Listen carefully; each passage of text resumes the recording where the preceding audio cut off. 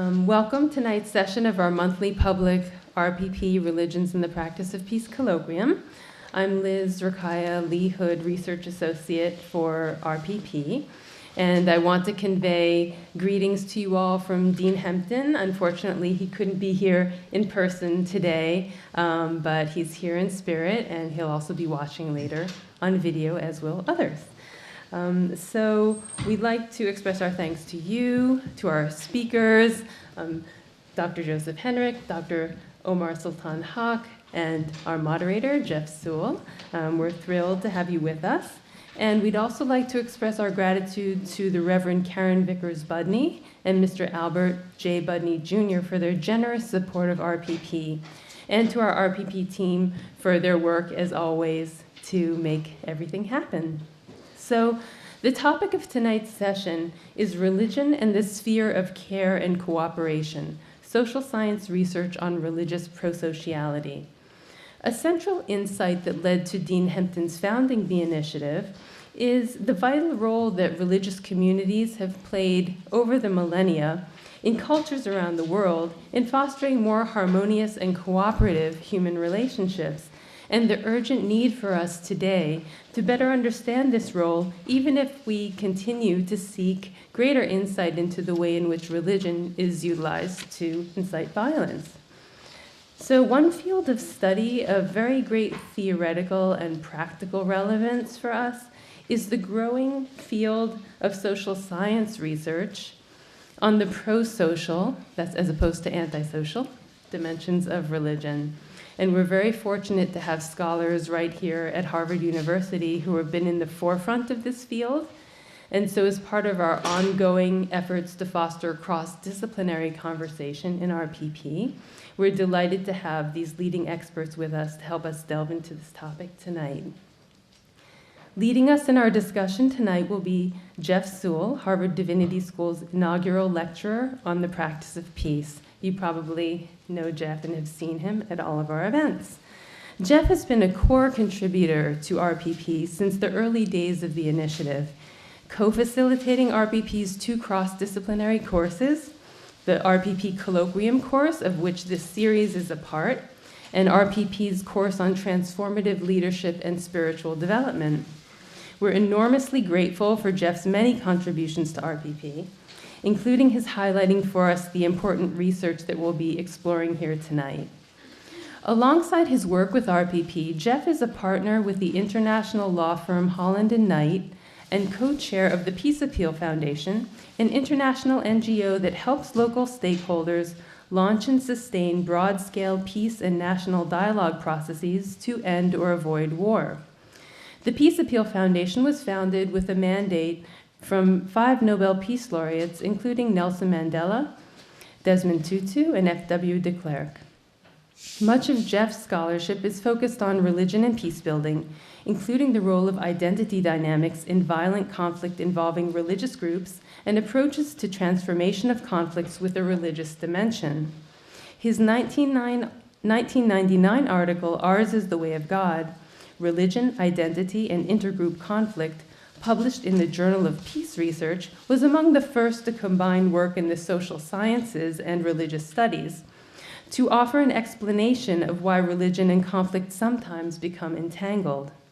2 forthcoming chapters in the Negotiator's Desk reference, a collaboration among leading conflict resolution scholars and practitioners, discuss recent social scientific work on religious pro-sociality, the topic of tonight's event, and how it can contribute to peace building. With social psychologist Mariska Kapmeier, Jeff is engaged in a long-term research program examining religion's role in building trust across group lines. Their approach emphasizes positive personal and relational qualities, such as integrity and compassion, rather than conceiving of trust as compliance behavior, as something dependent primarily on a sense of being monitored. Jeff also has written about post-conflict transitional justice mechanisms like truth commissions, reconciliation in the aftermath of conflict, the interplay between conflict resolution work and human rights advocacy, and possibilities for consensual resolution of social disputes involving deeply held moral values, like the controversies over abortion and school prayer. Jeff's current practice commitments include ongoing co-facilitation of a process that brings together senior Jewish and Muslim religious leaders in Israel and Palestine to address the religious dimensions of the Israeli-Palestinian conflict. He also has helped support peace and national dialogue processes in Lebanon, Myanmar, Nepal, and elsewhere. Jeff earned an MTS at Harvard Divinity School here, and later earned an LLM in international law at Harvard Law School, where he also taught negotiation and conflict resolution courses for several years, offering Harvard's first course on complex multi-party negotiations. During that time, he also was a senior associate of the program on international conflict analysis and resolution at Harvard's Weatherhead Center for International Affairs. A Zen practitioner, Jeff is a student of the Trappist monk and Zen teacher, Father Kevin Hunt Sensei. Jeff, would you like to take over? Thank you. Yeah.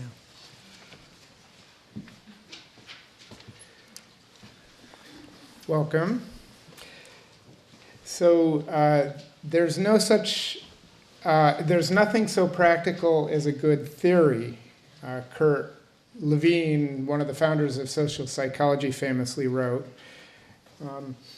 And I think there have been too many bad theories in the social sciences and in adjunct disciplines like international relations and public policy studies and law about the relationships among religion, cooperation, and conflict.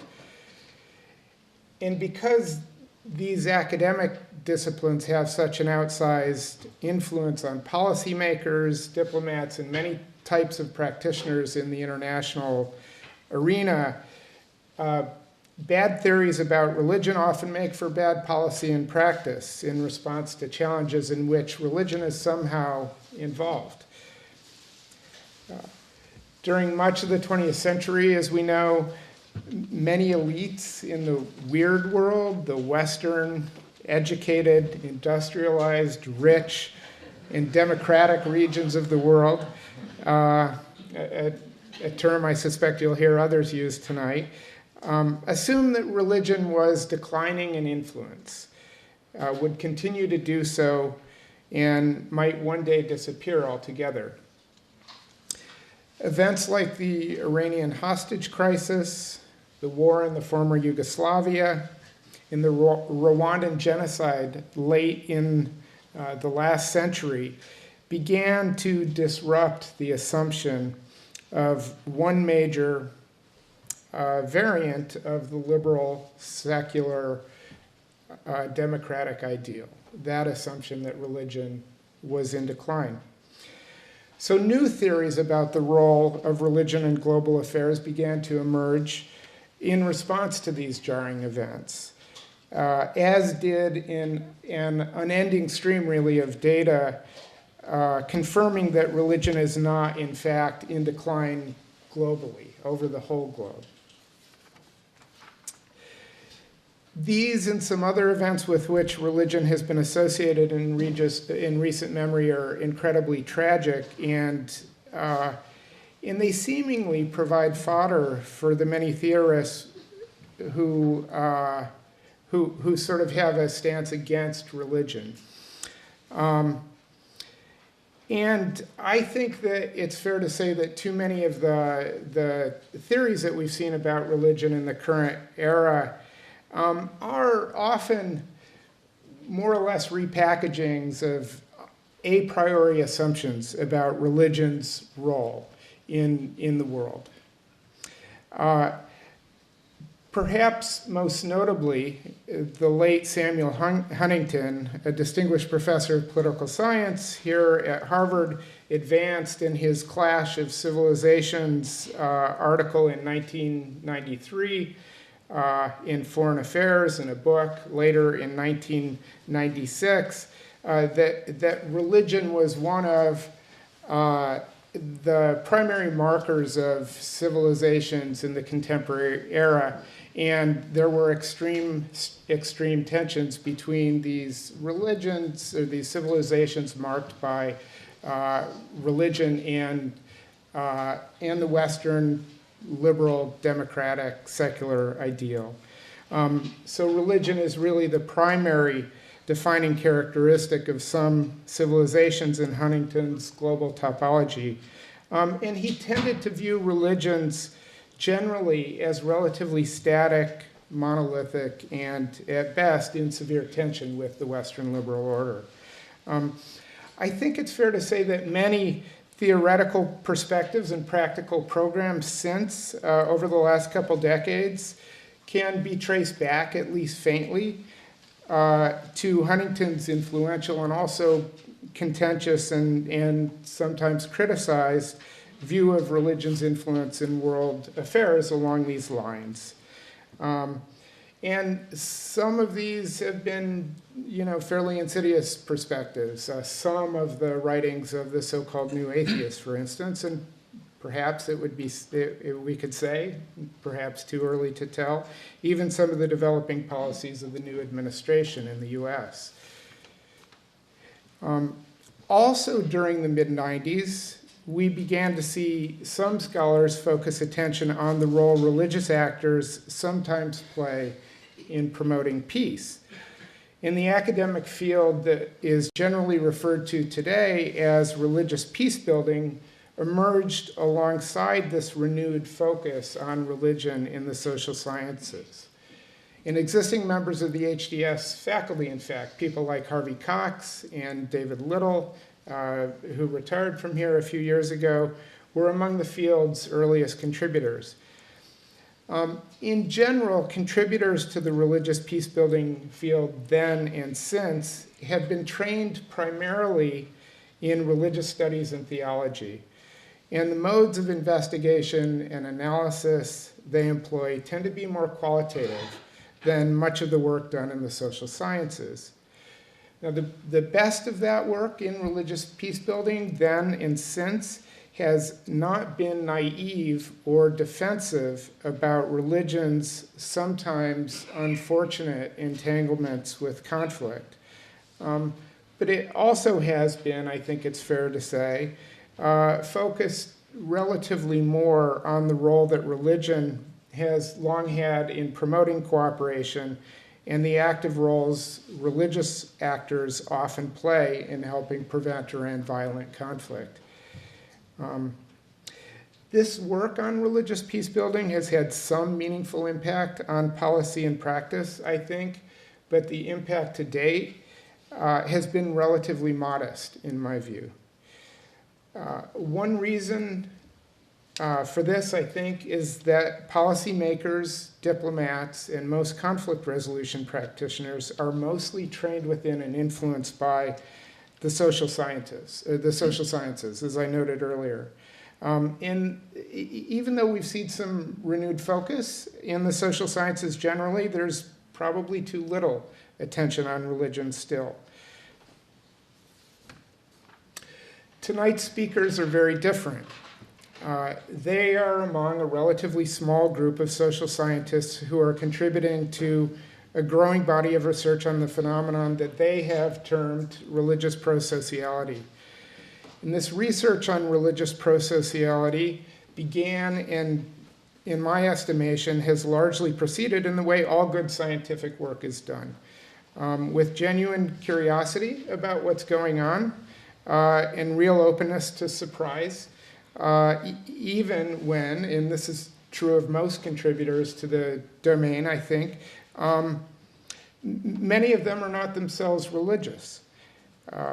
Research in this domain generally, it seems to me, has steered clear of the polemics that too often attends other discourse about religion. So in general, this research supports the notion that religion is pro-social, meaning that it has played an important role in the growth and maintenance of groups at scale. The work that you're going to be introduced to tonight is extraordinarily interdisciplinary, and that's one of its strengths. Tonight we're going to hear from an anthropologist teaching within an evolutionary biology department whose research methods are broad and include those used in experimental psychology. And we're also going to hear from a medical doctor trained in psychiatry who holds a PhD in social sciences and religion and has done postdoctoral fellowships in psychology and anthropology. Other leading researchers in this emerging field include the anthropologist Scott Atran, the social psychologist Jeremy Ginges, Ara Noratsayan, Azim Sharif, and the political scientist Robert Axelrod. So the emerging picture from this research is complex, and it must be underscored that it has produced ample evidence that religious people generally tend to favor their own group in many, if not most or all situations. Just as we see in research on other types of identity groups, like ethnic groups and linguistic groups. This us-them dynamic, which pervades all social life, often foments conflict between groups of whatever kind. To return to Levine's notion, research on religious pro-sociality, however, is beginning to produce, in my view, much more useful theory about the relationships among religion, cooperation, and conflict than we have had previously from most theories about religion. There are many, many open questions and debates still, by my reading of the literature, about how readily pro-social impulses extend beyond the boundary of one's religious group, for example, and about whether religion and conflict mix in ways that are different than the ways that other group markers and conflict mix. But the research is producing some useful consensus insights nonetheless. There are some features of this work that some religious people may take issue with. Various findings about theoretical assertions that may not align well with the self-understandings of some religious people. But some of the scholars active in the field are deeply religious, and others like them are beginning to conduct research designed to contribute to the growing body in the various phenomenon that others are investigating, and also at times to probe seeming divergences between the research results and religious self-understandings. For example, Sarah Coakley, a theologian who was here on the HDS faculty when I was a student and who's now at Cambridge, has collaborated on projects like this with Martin Novak, a Harvard biologist and mathematician who's a Roman Catholic. Liz mentioned my work with the social psychologist Mariska Katmeyer.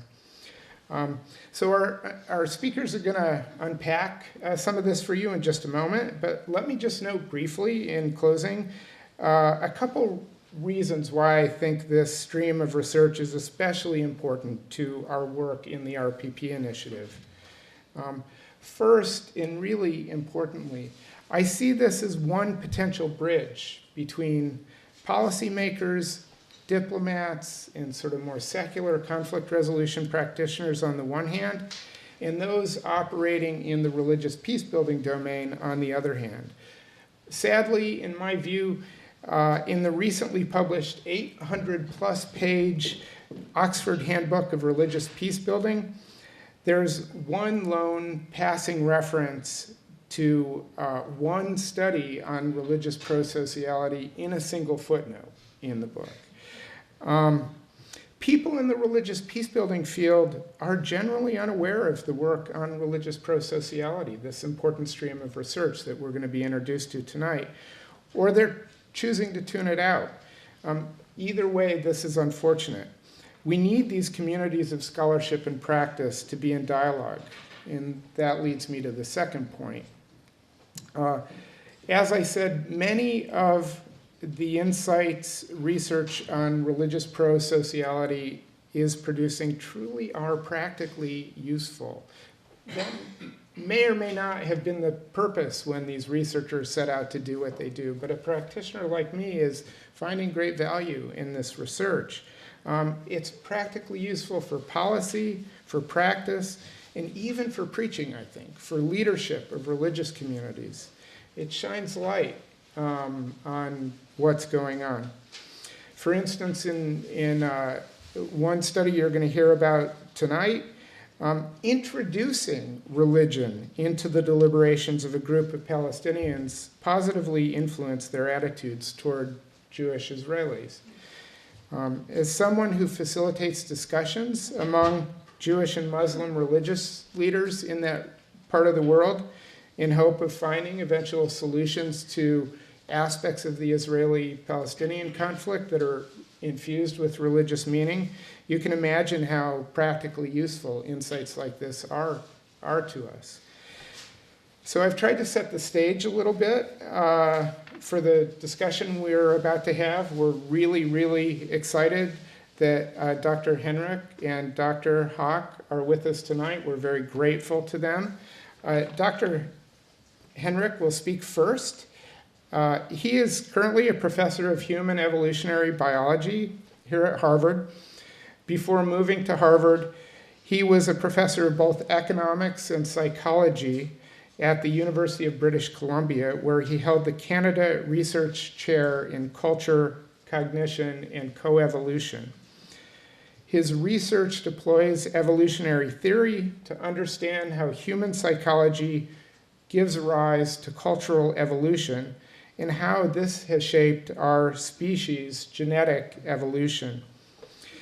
Using insights generated from this approach, Professor Henrich has explored a variety of topics, including economic decision-making, social norms, fairness, religion, marriage, prestige, cooperation, and the evolution of societies and institutions. He has conducted fieldwork in Peru, Chile, and in the South Pacific, as well as having spearheaded several large comparative projects. In 2004, he won the Presidential Early Career Award for Young Scientists, and in 2009, the Early Career Award for Distinguished Contributions bestowed by the Human Behavior and Evolution Society. Dr. Henrich is also a senior fellow in the Canadian Institute for Advanced Research. His latest book is The Secret of Our Success: How Culture is Driving Human Evolution, Domesticating Our Species, and Making Us Smart. I'm going to go ahead and introduce Dr. Haque as well, who will speak after Dr. Henrich. Dr. Omar Sultan Haque has an MD, a PhD, and a degree from an MTS from Harvard Divinity School. He's currently a lecturer in the Department of Anthropology at Harvard University. He's a social scientist and psychiatrist who investigates ethical and empirical questions at the intersection of religion, social science, and medicine. He was educated here at Harvard Divinity School, as I mentioned. His medical degree is from Harvard Medical School, and he studied at Brown University as well. He is co-director of the UNESCO Chair in Bioethics American Unit and a researcher at the program in Psychiatry in the Law and the Department of Global Health and Social Medicine at Harvard Medical School. He's published articles on religious motivations for cooperation, the extent and nature of religious pro-sociality, developmental psychology of religion, how common knowledge improves coordination, why Westerners have joined ISIS, modern Islamic philosophy and theology, Islamic conceptions of personhood, why physicians were early joiners of the Nazi Party, dehumanization in hospital cultures, as well as numerous papers and books in bioethics and law and psychiatry.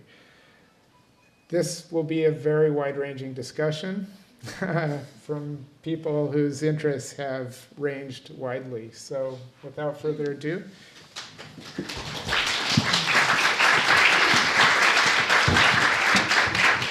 Well, thanks, Jeff, and I want to thank Liz for putting this together. It's great to be here with you. So when I got invited to talk about religion in the Divinity School, I knew that I was going to have to violate one of my cardinal rules, which is make sure you're the person who knows the most in the room about whatever topic you're going to talk about. But in that spirit, I want to mention my giant set of co-authors here. So we wanted to tackle questions about the evolution of religion. We put together a team that includes anthropologists, psychologists, religious studies scholars, and historians.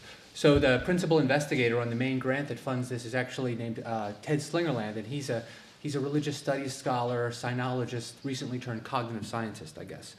So this will come up as I go along. So I got into this because I was interested in some basic evolutionary puzzles. And so the question of religion might not be a puzzle from certain perspectives, but from an evolutionary perspective, there's a set of real puzzles there.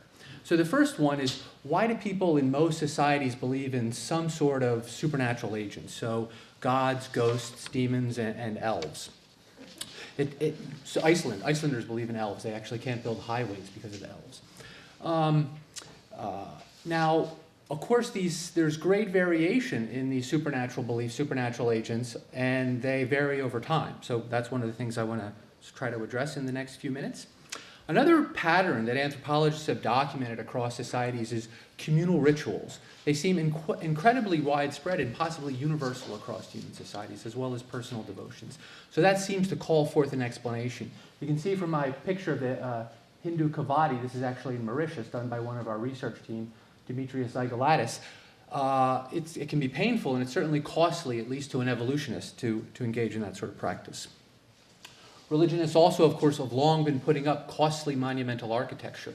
So this is a picture of Göbekli Tepe in Turkey, which was put up first by hunter-gatherers right just prior to the Neolithic transition.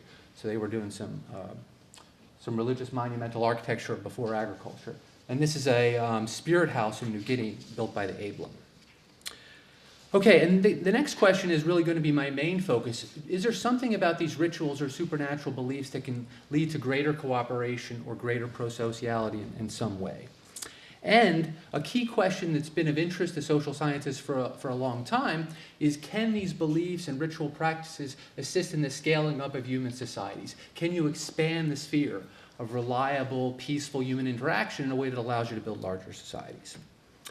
All right, now I am limited on time, so I want to briefly kind of zoom you in on the way we think about this stuff from an evolutionary approach. So if you want the in-depth story, you can look at my recent book, The Secret of Our Success. But one of the problems with evolutionary approaches to human behavior is going back to the 1970s, actually, E.O. Wilson's office is actually right beneath mine in the Museum of Comparative Zoology, is to divide approaches into evolutionary and biological approaches on the one hand, and cultural learning explanations on the other hand. And what we've tried to do is take the logic of natural selection and the idea that we're products of evolution and turn it on the question of how we learn. So who do we learn from? What kinds of ideas are we interested in? And then this allows us to build a theory of cultural evolution. So we're wired for culture in the sense that we're wired to learn in rich ways from each other, rich and sophisticated ways from each other.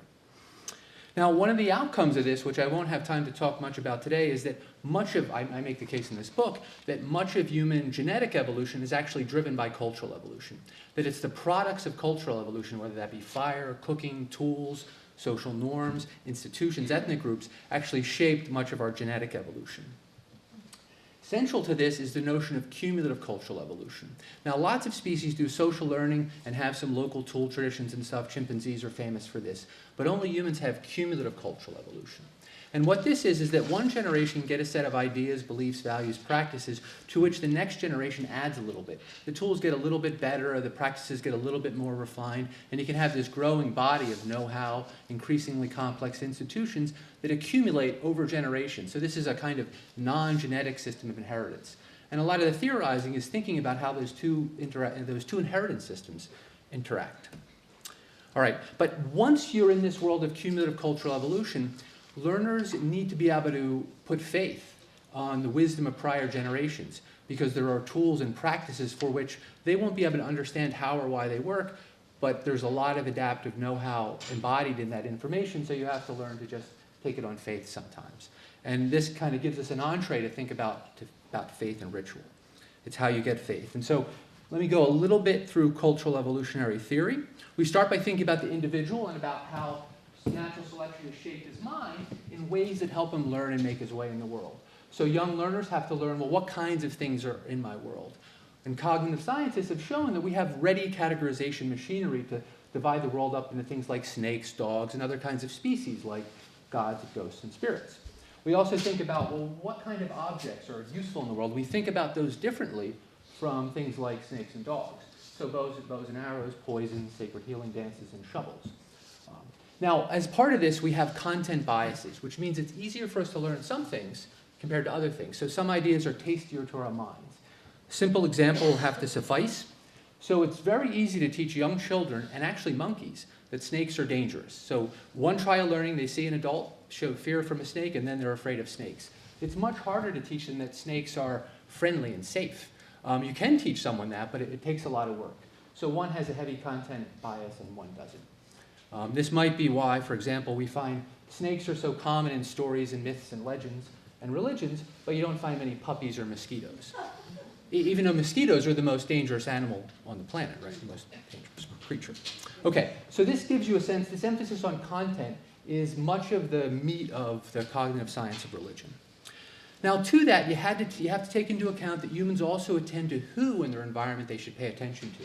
So from a young age, actually from age 1, kids begin paying attention to things like success, prestige, sex, age, dialect, and other kinds of things, which allow them to direct their attention to some members of their social group and not others. So there's a selective filtering that's going on as children learn. And this leads to cultural evolution. So what we do when we do cultural evolutionary work is we think about how these different aspects of mind, we put individuals in the population, this guy has a new and unique idea, and then we think about how that's going to change over time. And you can begin to predict which ideas are going to spread and under what conditions some ideas will spread and others won't.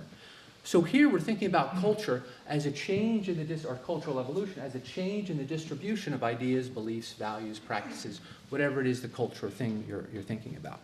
So this allows us to understand the evolution of culture within groups. It can also get you to understand norms and institutions, which I'm happy to say more about if people have questions. But the important thing for where I want to get to today is that there's another level, and this is intergroup competition. So different social groups, different communities, different societies can come to have different packages of beliefs, institutions, values, motivations that are stable for a time, or at least they're like roughly stable.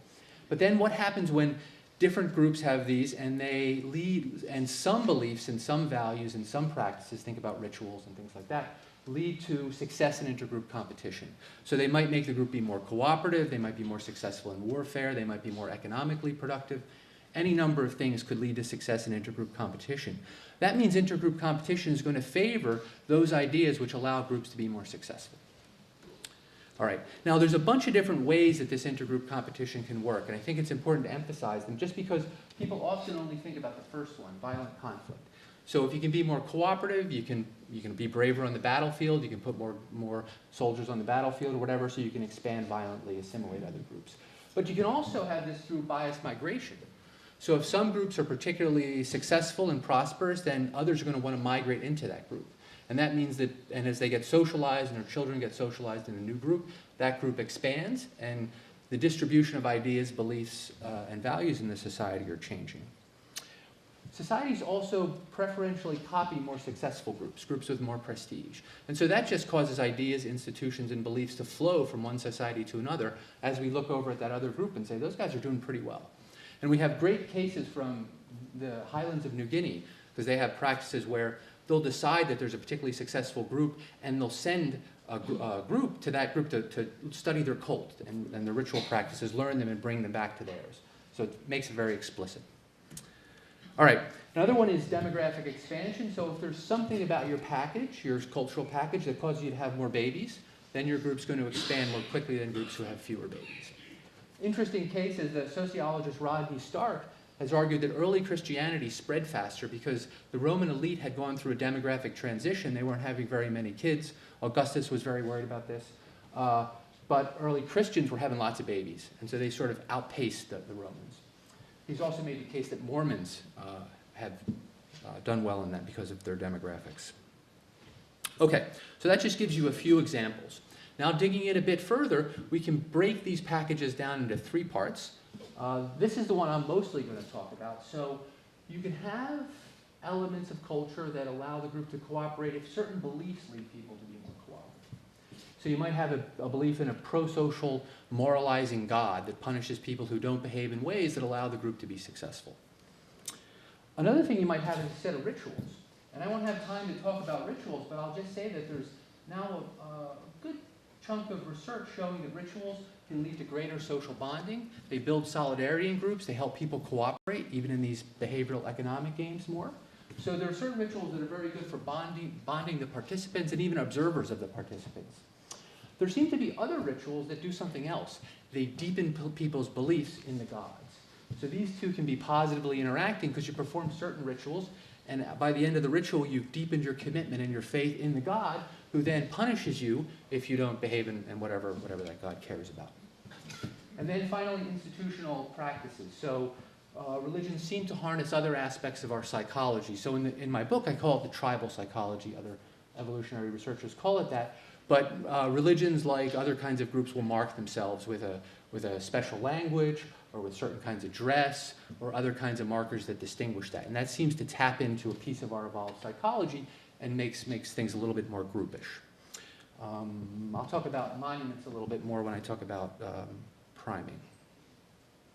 Okay, just to provide a kind of introduction to this, I'm going to focus narrowly on beliefs for the remainder of our time. Okay, so anything about gods, God belief, punishment, afterlife beliefs that leads to success in intergroup competition can be favored. So these might be things that create greater solidarity, maintain internal harmony, foster trade, increase stability against shocks, or allow for a complex division of labor could be favored. One of the interesting things about religions is they all come up with eye iconography. So Jesus is watching here. There's an adult video store here. And this is the Eye of Horus from Egyptian religion. The back of the $1 bill has the all-seeing eye on it. It keeps an eye on you. Okay, so things about supernatural agents that might be important. The first thing is they need to be moralizing. Now, people attach a lot of baggage to the word moralizing. The word moral doesn't matter here. What's important is that the agent or agents is concerned about those things that humans don't do well. So being concerned that mothers love their children is not an issue. Natural selection took care of that a long time ago. But how you treat a stranger or someone who you have a conflict with, anything that will maintain kind of greater harmony in a larger and larger group is where the action's at. These beings are going to have to monitor, right? So anything that increases their vigilance. I'll talk about the gods of small-scale societies, but the degree to which beings could know what you're doing and what's in your heart continue to expand over historical time, at least in some traditions. And then, of course, power. So at some point, gods get control over afterlife, and that seems to be an increase in power over earlier gods. And they also might be concerned about having more babies for the reasons I mentioned before. Okay, now, many people are unaware that the gods of modern world religions are quite different from those that anthropologists have studied in small-scale societies. So gods of the smallest scale societies, hunter-gatherer societies, are typically not morally concerned. So this is something that happens over historical time. They're weak, they're whimsical, they're certainly not omniscient. They can be bought off by ritual. There's rituals where you actually scold them. They can be tricked sometimes. But other agents in the world. And people may often believe in afterlife, some sort of afterlife notions of ghosts, but they don't have the notion that what you do in this life can promote you in the afterlife, can get you to a better place. In some places, where you're at when you die actually determines. So if you happen to be at sea, you go to one place. If you happen to be on land, another place. And so there's been a lot of analysis of the available anthropological database, and it tells roughly the same story, which is that the larger, more politically complex societies have bigger and more moralizing gods. This is a simple graph. There's been lots of other studies that are more complicated. Now, a bunch of things move together. So political complexity, size, and stratification all scale together. Now, this is an interesting piece of evidence, and it's consistent with the idea that these gods can help societies scale up. But it could be that the god's not doing any work, that people in bigger societies make up bigger gods, they imagine bigger gods. So what I'm going to show you now is our effort to suggest that this believing in the god is doing work. He's increasing the sphere, expanding the sphere of cooperation. Okay, So we did, this is wave one of our CERC project. So we pulled together a team of anthropologists. We worked out a protocol to test some of the theoretical ideas and sent the anthropologists to their field sites where there are experts all over the world working among groups of small-scale farmers, pastoralists, hunter-gatherers, and what? Those are redundant.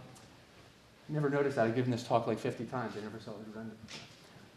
So our question here is we wanted to go one step beyond prior work. And prior work has shown that believing in or being an adherent to a world religion leads to more pro-sociality in these behavioral games I'll be talking about. The problem is there's a bunch of things that weren't clear about that, like what about the world religion might have been doing the work. So we have particular predictions about certain supernatural beliefs and how they link to greater pro-sociality. So we designed our experiment to test that and to measure that, and our other data collections. And we also want to be clear about the religion of the recipient, which this prior work wasn't. We also designed a special experimental task that meant the experimenter himself couldn't know what the person was doing, whether they were cheating in the task. Only an omniscient supernatural being could know. Now this is our task. So each participant in all these societies all around the world are seated by themselves in a room. Sometimes it was a tent that we brought specially in order to do it. They have a pile of coins in front of them. And before they put the coins in one of these two cups, one cup is for themselves, money they'll take home, and the second cup is for a co-religionist. So someone who has the same beliefs as them but lives in a faraway place for which they have no social connections to. They pick one of the two cups in their mind, and only in their mind, and then they roll the dice. If it comes up black, they put it in the cup they were thinking of in their mind. If it comes up white, they have to put it in the other cup. Now this is, completely on the up and up. We can't tell what the subjects are doing. We can't read their minds yet. I'm sure we'll be able to in a few years. But for now, we have to do it the old-fashioned way, which is we have statistics. So we know in expectation there has to be 15 coins in each cup. And the further they deviate from that, the higher the probability is that they were biased one way or the other. And some people just put all the coins in this cup. So that can't happen in like the history of the universe or something. All right. Now, we also then replace the self cup with an in-group cup, someone from your village, so we can compare how they allocate to another member of their village to this distant person. So that's the question is this sphere expanded? Is it bigger than your village? All right. Now, as part of our early interviews, before we did any of this, we interviewed and we located two supernatural beings. One was the locally biggest god we could find. So moralizing, control over afterlife, the more of those things, the better. So we picked out the biggest one. And the other was a locally important smaller god. So it had to be somebody that was relevant, but doesn't have omniscience and has limited punishing powers. And for those gods, we measured their punishing power with a mix of interview questions and how much the god knows. So would they know what you're doing if you go to the nearby town or something like that? Ancestor gods, for example, don't know what you're doing when you go to town, so the men misbehave when they go to town. All right. So just to give you a rough sense of the data, this is, remember, it's 15 coins per cup. So this is the number of allocations to the Corel cup. So that's the distant co-religionist. We're always talking about the distant person. And the first thing to notice is that people are all below 15, right? So this is a good sanity check for me, right? Everybody's kind of selfish, right? They all prefer themselves and their local god. The question is, can believing in a punishing god push you towards being more fair, being more impartial in this case, allocating according to the dice? And what we find is this, fairly strong effect. You go from a little bit above 12 to up near 15 if you believe the big god is more punishing. I like to put up this plot because we have these don't know values. So the Hadza, who are hunter-gatherers in Tanzania, and people who live in custom villages in Vanuatu answered, they don't know how punishing the big god is, which always struck me as like the correct answer. But anyway. Okay, now that is just gives you a visualization, actually looking at the data. But now we put it into a regression model where we're trying to predict where people are putting the coins. And we're using people's beliefs in the omniscience of the big god and the punishment. And what this shows is that you're just more likely to put a coin in the cup for the co-religionist. In other words, you're being more impartial when you believe in this punishing god. Crucially, beliefs about the local god don't matter. So if we had found that both of these matter, then that wouldn't have been good for us, because it would have been these people are just generally people who believe in this stuff rather than the specific beliefs mattering. And we also I put material insecurity on here just to show you that doesn't matter. And this also has controls for age, sex, and education. And it also has something called site-fixed effects, which means we're absorbing all the variation between these groups, and we're only looking at the difference between individuals within groups. So nothing else about the difference between these groups can matter. It's only differences within. All right, so this is consistent with the idea that these certain kinds of beliefs about big gods can expand the sphere. You're more impartial towards that distant co-religionist. And just last weekend, we had the workshop here at Harvard where we did Wave 2. And in Wave 2, we redid all these experiments in a new set of groups. We added some additional experiments to look at out-group versus in-group, the Corel versus someone who's not of your religion. And we also did something called a dictator game, which is another kind of game.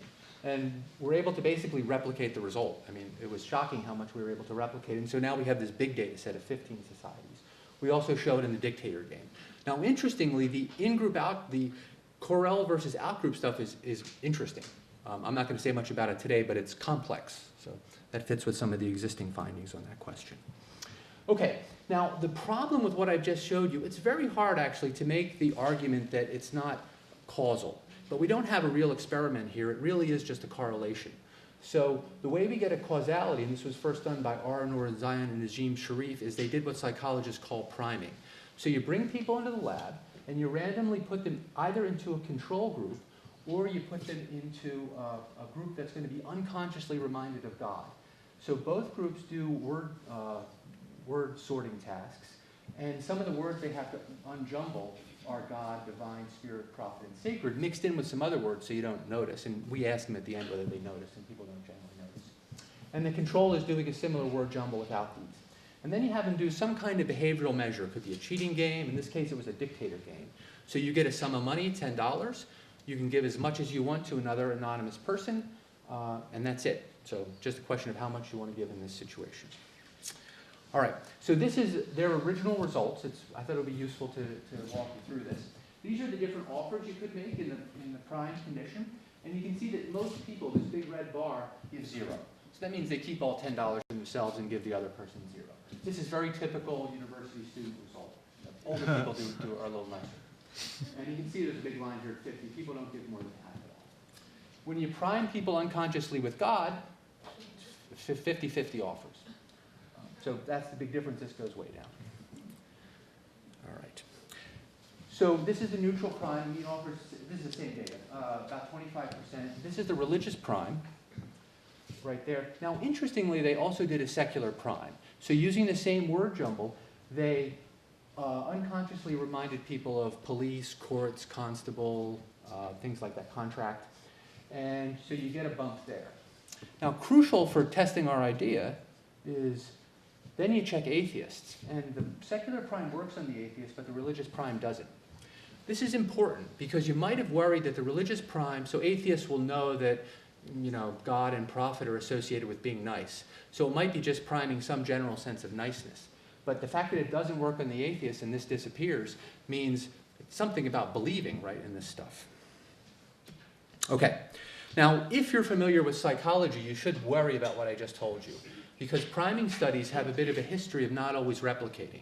Sometimes psychologists, due to the incentives of the institution, will run an experiment, it won't work, and they just file it in the circular file. So it just disappears into history and never gets published. So what my colleagues, and this is done by one of our CERT team, Ayanna Willard, she compiled all the studies that were available at the time, so 26 different studies where there was some kind of religious priming with some kind of pro-sociality measure. And so these are the effect sizes. So if you're above on this side, and these are the confidence intervals. So if this study is complete, you're seeing a big religious priming effect. This study is actually showing a religious priming effect in the other direction. So you want to look at all these studies together, and what she finds is that there's a small to moderate effect size, that religious priming does seem to increase people's religious pro-sociality in a number of different experimental paradigms. So I've told you about one kind of cheating paradigm, and I've told you about the dictator game. And crucially, when they divided the sample up into religious people and non-religious people, the effect size gets bigger. It goes to 38, and the effect on non-religious people goes down to near 0. So that's consistent with the other result I just told you about. Now, the state of this literature, so this is a good piece of evidence. It's still too Christian biased. There is a couple of studies among Muslims and Hindus, and there are positive effects in here, but it's still dominated by Christians. There's also been insufficient attention to the in-group, out-group. So this is typically given to somebody else without specifying enough information. There's a little bit of work suggesting that people are differentiating, but then there's some suggesting they aren't. So we don't have a good answer, clear answer to that.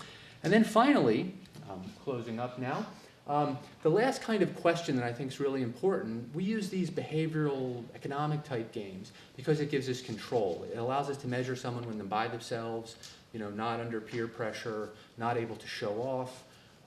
But there's always a question of whether those experiments tell us anything about the real world.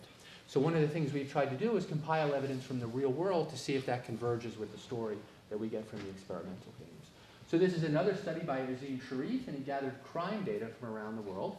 You can do it a few different ways. In this case, he compiled all the crime together for different countries, so these are all different countries. And then typically, there's a higher percentage of people in a country who believe in heaven versus hell. I guess heaven's a nicer belief, and hell's sort of uncomfortable. So you end up with a higher percentage. So he subtracted them, and he finds that basically believing in hell leads to less crime. So these are places where people just believe in heaven and no hell, and then this is the hell believers. And so this is consistent with a lot of our results where punishment matters. So in the results I was just telling you about, where we also measured big God rewarding, and that didn't have any effect. So what matters is big God punishing, not big God rewarding. It's also consistent with some theory, which I won't get into. And then my colleagues, Jonathan Barrow in economics and Rachel McCleary, they looked at longitudinal data, and they're able to show that belief in hell predicts greater economic growth in the subsequent decades. And they're economists, and so they're controlling and removing statistically all the other factors that lead to economic growth. And so they point to these afterlife beliefs as leading to greater economic growth. The point of these are just two among a large collection of examples, is that here we have supernatural beliefs increasing internal harmony, leading to greater economic output. That's this one. And this is the kind of thing you'd expect to lead to greater success in intergroup competition. So this is consistent with the cultural evolutionary story I gave you. All right.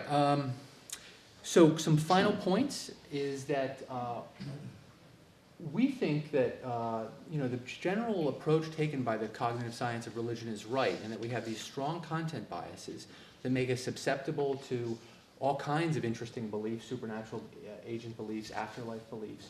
But it has been this intergroup competition which has shaped these beliefs in ways that lead to greater pro-sociality and have allowed it to expand the sphere and helping to scale up human societies. So I've showed you a few different kinds of evidence. Now, I just want to mention one other thing we've been working on, which might be of interest to the group. So I've shown you, so if you increase religious belief, you can get greater parochial cooperation. There's a question about how parochial it is. Happy to talk about that. And we've also now shown this arrow, which is if people experience war, they actually become more religious. So we've isolated a number of natural experiments around the world where people have been exposed to war sort of randomly by bombing or something. And people who experience bombing as a child or a young adult are more religious for their whole life, essentially.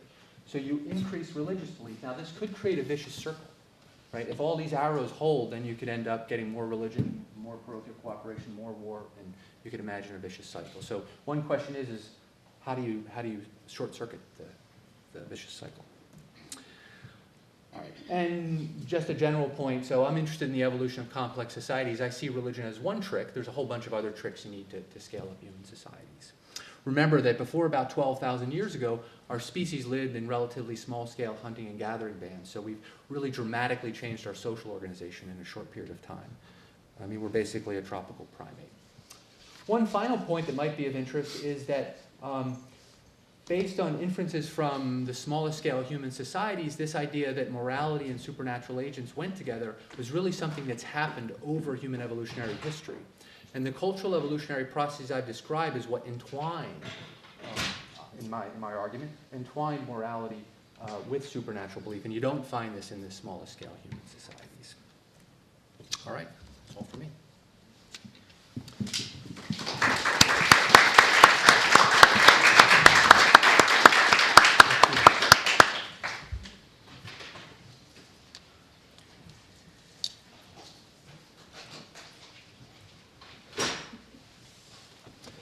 Hi, everyone. Thanks so much for your interest, and thanks to Dean Hampton and Jeff and Liz and everyone for organizing this.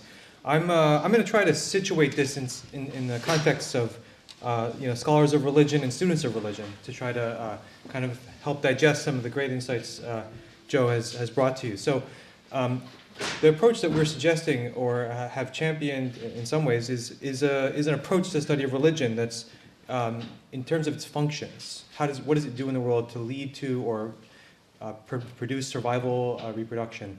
And so, in this sense, it's a social science of religion 3.0. If Freud, Marx, and Weber and Durkheim were kind of 1 and 2.0, this is Freud without the Oedipal complex and the penis envy.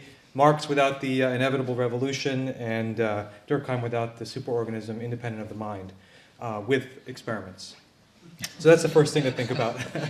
And the second thing is, it's not a challenge to or a threat to phenomenology of religion, literary or symbolic approaches to religion, philosophical or normative speculations, or historical work. This is really orthogonal to it and should inform those approaches.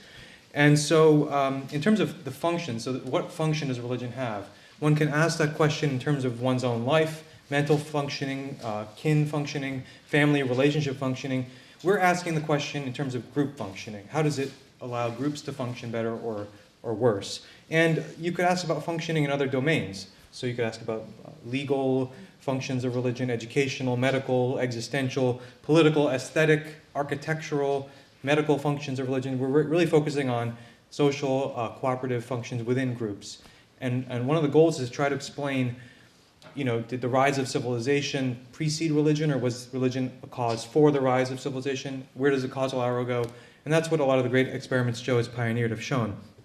So I'm going to focus on making more practical suggestions based on the experimental work. So if you're trying to solve a religious conflict and you're trying to negotiate with someone, and for example, Israelis and Palestinians, what can this work contribute to your understanding of practical solutions?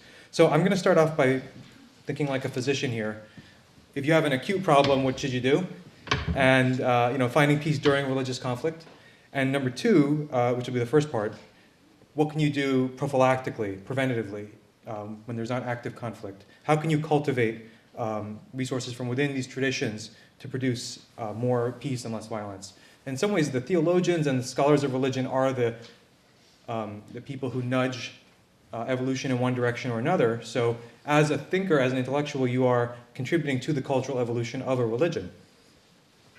So the first part is science, the second is philosophy and theology. So intervention number one. So imagine you're a negotiator, you're trying to, you're President Clinton here with Yitzhak Rabin or Yasser Arafat, or in a modern version with a more awkward handshake, Saab Erekat and Miss Livni with John Kerry. How would you get this to happen? What can you? So I'm going to give the first intervention is does thinking from the perspective of God help or hurt? And this is the experiment. Okay, so say you're watching this vignette. You have to decide. There's a train. This is a famous trolley problem applied to the Palestinian-Israeli conflict. So you have to decide: should you allow this trolley that's barreling down the tracks to run over 5 children? The only thing you can do to stop it is decide: should I push this person over the bridge that will definitely stop the train? Should you do it or not? So this is the vignette. This study was done in the Palestinian-Israeli conflict region, and it asked Palestinian children about what they would do. So this is the vignette. Imagine that a man called Hadi is standing at a footbridge at night, overlooking a truck as it speeds out of control down the road. It's clear that the driver is sleepy and out of control. If the truck does not stop, it will kill 5 Palestinian children playing on the road. Hadi realizes that the only way he can save the children is to push the very large Palestinian man off the bridge in front of the speeding truck. It's a large person because previously people thought if it wasn't a large person, it wouldn't stop the train. In front of the speeding truck to stop the truck and warn the driver. If he does this, the truck will hit the Palestinian man and he will almost certainly die, but the truck will stop and the 5 Palestinian children will be saved. So what do you think he should do? This is 11 to 13-year-old children in a war conflict region who are very motivated to think about themselves and the outgroup. So should you push the Palestinian man off the footbridge to save the children or not push? And then, the crucial question, what do you think God would approve of doing? Pushing the Palestinian off the footbridge or not pushing it? And then they gave the same vignette, except they changed it to Jewish Israeli children rather than Palestinian children. And they wanted to see, obviously everyone prefers their in-group somewhat, does the amount that the children would say, oh, definitely like push the guy, change if it was judging children on the tracks being Israeli or Palestinian? So this is the morbid mind of the scientist, right? So you have to think, it actually has a point though. And so the percentage of participants who valued Palestinian lives over Jewish lives, when asked the question, what would you do? About 40% of the participants, children, would value the Palestinian life over the Israeli life. When asked, what about, if you think about it from God's perspective, it went down to 25%. And this was replicated across different sites if you change the order of the questions and so on. So it's a pretty predictable finding, but on its face, pretty impressive. Thinking about it from the perspective of God somehow makes people less biased in an active conflict region. So God is in some way more approving of helping outsiders. Now, this has been replicated in other guises. So, a similar result in college students in Illinois. So you have a bunch of college students, and you give them a situation. Do you want to help this person on the road who's fallen, who's a part of your in-group or an out-group? And they're primed to think about God in one situation, or primed to think about a religious leader or institution. Now, why is that different? If you think about the institution or a religious leader, you're thinking about a place you might go, an institution you might know. It's more about the in-group. Whereas when you think about God, the theory goes, you're more abstracted away from your local group. And that's kind of what they find. So when people are given the God situation prime, they become more pro-social to the out-group. You could have predicted it wouldn't make a difference whether you get people to think about their institution or think about God's perspective, think about a God perspective. And these engage more thoughts about all people being equal or having universal norms. So here's the study. So you start off without any primes, and you just notice that if you ask who do you want to help on the street, most people prefer their in-group, which is kind of what you'd expect. Then when you give the prime about your religious institution, more people kind of boost their in-group preference, right? Because it's like my building, my leader. And then if you say, what about from God's perspective, it shifts actually entirely. So you get more preference for the outgroup. So just like the other study, you see something happening when people are forced to think beyond themselves from a third-party perspective. And now, to bring it a little more personally to your lives, there's a similar mechanism in romantic relationship conflict. So tonight you're going to get peacemaking advice in your bedroom and in the boardroom. So one study by Eli Finkel at Northwestern, you take 120 couples having relationship disagreements and you ask them to think about it. Think about this disagreement with your partner from the perspective of a neutral third party who wants the best for all involved. And they do this 3 times over the year, only for 21 minutes over 12 months. 21 minutes over 12 months. Imagine how much time people spend fighting. So more than 21 minutes probably in a day. So you do this 3 times a year for 21 minutes total, 7 minutes each time. And you watch people over 2 years. People in blue are the group that got this intervention. The black is, these are all newlyweds, by the way. So I don't want to burst any bubbles, but after getting married, things kind of aren't always the same as right before getting married, and people tend to have this gradual decline in satisfaction in their marriage. So over time, over 2 years, you see this little gradual decline, and he was able to show if you do this little intervention where you think about things from a third-person perspective, you can plateau that decline.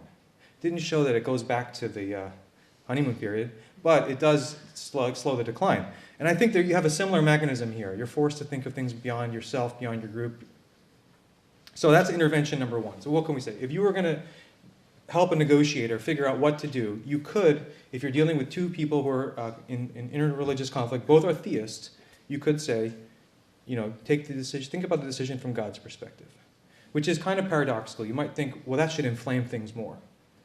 But it turns out it doesn't. So that's one really good advice. Advice number 2, I would say, is this sacred values issue. So just think about what this is. This is the Temple Mount as seen from the Mount of Olives. If you're a physicist, you might think of this just in terms of its bricks and mortar. If you're an economist, you might analyze it in terms of its opportunity costs and resource values. But people don't look at this in terms of its material function or value. They attach a sacred value to it. And not just because it's religious. Think about debates we have today about drilling in the Arctic or using land. Is land a resource? Is it fungible, interchangeable with any other square foot of dirt and oil? Or is there something special about it? So we attribute sacredness to lots of things.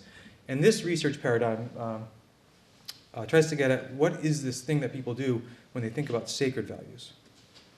Now, what is a sacred value? It's kind of the opposite of the way economists tend to think about things, or at least most economists.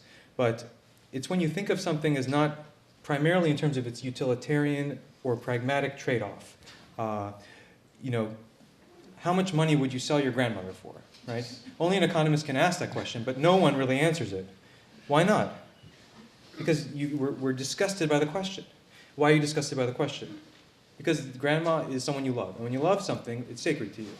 And so that kind of thinking is not in the world of negotiators. Negotiators think in terms of the rational actor, utilitarian model of humans, which is weird. It's not common. And so what happens when you give people a material incentive to compromise their sacred value? Like if someone had said that to me, people get outraged, angry, disgusted. They reject the deal. They say, I don't want your money. And so in the context of negotiation, this is a really good piece of advice. And what you see is things actually backfire. So this is an example of a study from Iranians in 2010, where Iranians started to regard, they have a sacred right to the nuclear program. They were offered a conflict resolution deal involving substantial economic aid and relaxation of sanctions. And in one situation, and in the other situation, they had the exact same deal, except they got kind of these utilitarian, without the money. And so people were more opposed to the deal when the money was added. So you get more money and people reject the deal more. Because there's something about that way of thinking that makes people disgusted or angry. And it's called the backfire effect. Same thing was shown in Palestinian-Israeli conflict in 2005.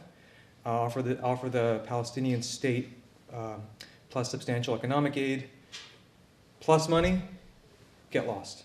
So there's something about this that's not really appreciated yet in negotiations. So in negotiations, address the sacred value. Don't think of it as an externality to the real expected value calculation that you might do as an economist. Don't offer material incentives to compromise someone's sacred values. And number two, maybe offer to compromise your own sacred value for someone else's sacred value. Because then you're dealing on things in the same kind of plane of thinking. Offering symbolic gestures, we will recognize, we might apologize for something that we did, which, if you ask people, you go to different sides of a conflict, you ask someone, what do you really want from the other side? It's often not money or more buildings. It's, first they have to apologize. Or first they have to recognize our right to this or that. But those are really kind of not material things. So showing respect for other sacred values, offering sincere apologies, relinquishing claims and narratives. A lot of what people fight over is narratives. Who really is essentially belonging here? Another strategy is to reframe a sacred value in terms of another sacred value. So this land is not something you're giving up. It's something you're giving to your children, which is also sacred to you. So there's a lot of kind of play in how this could work, but it's not really a part of negotiation. But it's really grounded in great psychological research. So that's intervention number 2. What about intervention number 3? So we just came out of a really bad election, a really contentious year of political debate. This is kind of everyday year for Israelis and Palestinians. So one of the things you notice, though, is how, if you think about it, ask each of these people, what does the other person fight about? Why are you fighting? Why are you angry? Think about asking yourself, and maybe if you're in the situation, someone in this group, what are you fighting for? Why is the other person fighting against you? They're very unlikely to say, they're really fighting against me because they really love their families and they're really trying to do the best they can and they're really looking for good values. we're more likely to hear, they want to hurt us. They hate us. You know, they're bad people. So we call this motive attribution asymmetry. So my group's aggression, when I go and attack the other group, it's because I love my people. I don't really hate them. I just love my people. I want to save my village, my family. But when they attack me, it's because they hate me, not because they love their. Right? So that's the asymmetry. Now, it seems subtle, but in a great experiment that I'll show you by my colleagues Leanne Young and Adam Waits and Jeremy Ginges, they showed that if you look at this bias, number one, it's a huge part of intractable conflicts. So what makes a conflict not just a skirmish, but an intractable conflict, is this particular way of thinking about the outsider. And people become less optimistic about peace, willing to negotiate, believe in the value of compromise, voting for a peace deal. So if you can intervene on this, they were able to show that if you can change that way of thinking, it actually reverses some of that intractability. So if you're going to be a negotiator in a religious conflict, you want to reduce this bias. Convince other people that other groups act out of love of their group and to protect what they value, not just you. And most people come around to it. So what would you do? Number one, encourage people to take a God's eye view, optimize offers regarding sacred values, and correct these asymmetries in motives. And there's dozens of others. You could write a whole book on this. So that's part one. That's like, how do you stop the bleeding? Three tips to stop the bleeding. Now, two, people in the study of religion, people in theology and philosophy, are in a unique place to figure out what a resource is within a religious tradition and what to cultivate and what to staunch. And so the second part of this is really more philosophy and theology. So you might think, if I'm going to, and remember, this is about what's functional for the religion, what's going to create peace. If our goal is peace, how can you, move religions in one direction versus another? You might think the approach is, let's just take all the great research Joe described and see what are these beliefs and practices that make people cooperate more. Increase those things. Cooperation. Let's make those things more likely. So increase practices like costly and arousing rituals, synchronous rituals, right? If you move in synchrony with someone, you're more cooperative. If you have a costly, arousing ritual, like the fire walking, people are more cooperative. Even people observing the fire walking are more cooperative. Costly requirements and prohibitions, eating taboos, clothing taboos. These things tend to increase cooperation. And then beliefs like the agentic, morally concerned, powerful gods, rewards and punishments, moral realism. These are things we know increase cooperation. So you might just say, well, let's just do more of that. But what increases cooperation within a group may not do so between groups when they're fighting. And in fact, the things that have evolved to create cooperation within a group may operate by different mechanisms and may need to be kind of subverted or supplanted in different ways. So you might get more in-group cooperation, but more between-group competition or conflict. That's kind of an open question. How much of these things can spill over into generalized cooperation, how much they can't. So it's not obvious that we can just make people more cooperative by doing all the things we already do within a religious tradition. That's kind of a first step that I would say is a bad idea to assume. No, approach B would be top-down. What would top-down mean? Look at what peaceful religions do and try to emulate them.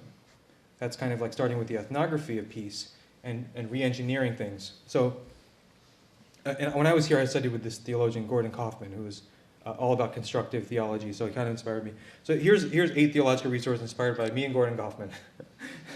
So first, if your in-group goes to all humanity as opposed to your group, such as by reference to notions like equality before God and an emphasis on common humanity, you're much less likely to be able to justify killing an outsider. And Peter Singer wrote this book in the 70s called The Expanding Circle. He's a utilitarian, but the basic idea is the same. You might want to stop it. Animals, maybe you don't want to expand the circle there, but you can at least go from the in-group to humans, and that is a great form of progress to prevent violence. Number 2, one of the great things that religious traditions have are deontological rules against killing other people. Now, they're not often followed, obviously, but at least they're there. And there's a notion of human dignity, human rights, inviolability of personhood, for example, being made in the image of God. So more of that and less of the opposite. And why it's important is because these are two good books by Nicholas Wolterstorff and Mark Perry, which argue that this idea of dignity and inviolability is really, really hard to find in utilitarian ethics, in secular ethics. So if you remember Jeremy Bentham, the philosopher who kind of pioneered utilitarianism, he called the human rights nonsense on stilts. And so since Bentham, it's been really hard to find theories and practices that have a space for this idea of human rights and human dignity. So that's kind of a resource. Number 3, deontological rules against killing oneself. So if and this is, religious groups have lower rates of suicide, and religion seems to be a protective factor against suicide in general. So the idea that the body is sacred, the body is a gift from God, humans are kind of custodians of their bodies. This basic idea can be really useful for cultivating. So for example, here's a study showing that moral objections to suicide are really the key way that religion protects against suicide. The relationship between religion and lower suicide attempts is entirely mediated by moral objections to suicide. So that idea that the religions can cultivate that belief would be good. Why? Because if you're contemplating suicide, you say, oh, it's a grave sin, as opposed to, wow, I'll become a martyr. More of this and less of that is probably good. And so this is kind of not something often, and this is really the suicide bomber's dilemma, if you think about what, saying to someone, are you really sure that that guy who keeps telling you to kill yourself is trustworthy, as opposed to, can you, kind of read that part about God saying you shouldn't kill yourself? It's a really subtle decision people have to make when they give up their life. But more emphasis on that could be helpful. Number 4, pluralism towards other traditions. If the other has something I can learn from, and they're not automatically dehumanized, they're harder to kill. So the philosopher John Haque is kind of innovative in this way. He wrote this book, Interpretation of Religion, Human Responses to the Transcendent. It's kind of a Kantian argument for pluralism. It's like, how can you explain why religions should be thought of as pluralistic as opposed to just kind of fighting each other to the end? Hermeneutical non-literalism, something that's kind of present in religions. So it's harder to justify violence through citing something literally if it's kind of taboo to become a literalist. And a lot of peaceful religious traditions have kind of reinvented this social practice as more prominent. So historical contextualization and allegorical and philosophical readings, Philo of Alexandria, Origen, these are not 21st century Unitarians. These are, these are the people in the core of religious traditions and could be cultivated. And actually today, this is just a graph of how many people are literalists versus allegorically oriented. This is Christians in America. You only have about 30% of people who are literalists. So it's not even that prominent today. It's just a vocal minority. The sixth thing is, if you sanctify disputation and striving for knowledge, which is really, it is a part of a lot of religious traditions.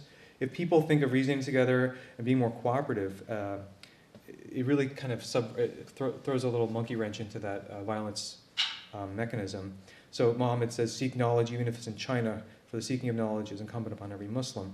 And this verse inspires calligraphy, and these are things that should be cultivated. Here's an example. I think the Jewish tradition has done it superbly well. The philosopher Leon Wieseltier writes, in the Jewish tradition, disagreement is not only real, it is also ideal. At least in the unredeemed world, which is the only world we know, in its millennia of disputations, even mistaken opinions are not without legitimacy. Minority opinions are not obsolete opinions. They are preserved alongside majority opinions because their reasoning may one day become useful again. Arguments that are adjudicated practically remain alive theoretically. Indeed, both sides of a particular argument may be the words of the living God. The establishment of the law does not dissolve the legal discussion. The argument survives the decision, which is made among elders according to the majority rule, so that the community may function, but the argument was never itself purely functional. It was instead intrinsically valuable. Since the end of prophecy and divination, ideas and practices must be validated by principles and by reasoning from principles. Learning to live with disagreement, moreover, is a way of learning to live with each other. So that basic spirit that's kind of blossomed in Judaism is something to cultivate. Non-establishment in government, if religious conflict is clearly easier to start and harder to end when it's theocratically oriented. So avoiding the establishment of a state or an atheist state, kind of each of them being a form of religion, but also avoid extreme privatization of religion, because from the civil rights movement to today, we see that religious actors act for the good from their religions as well as for violence. Liberty of conscience, conscience allows one to dissent from violent exhortations. And if one doesn't know that conscience is a core feature of religious traditions, it's harder. Here's the Islamic jurist Abdullahi al-Naim writing about Sharia in the modern world. Enforcing Sharia through coercive power of the state negates its religious nature, because Muslims would be observing the law of the state and not freely performing their religious obligations as Muslims. So, that's a really important voice. So in summary, I've shown you some concrete empirical results that can help you in an acute crisis of negotiation, as well as some preventative measures as theologians. These are the 8 that I mentioned. Thank you very much.